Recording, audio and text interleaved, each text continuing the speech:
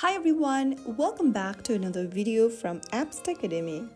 In this tutorial, we are going to be learning how to log into your Spotify application using your mobile device.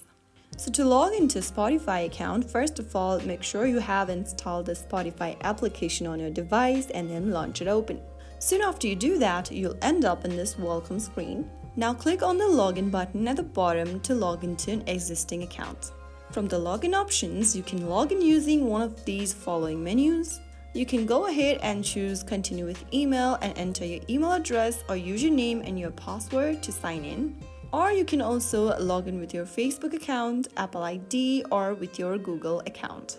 Simply choose one of these options and enter your credentials in the correct text boxes. If you choose login with email, you'll need to enter your email address or username associated with Spotify along with your password. You can also log in without password.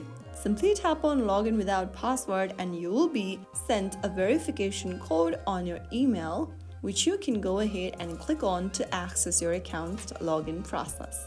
After entering your credential, click on login, and there you have successfully logged into your Spotify account. Pretty easy, isn't it? If you found the video helpful, don't forget to like, share, and subscribe to the channel for more tutorials like this. I will see you in the next video. Stay tuned till then.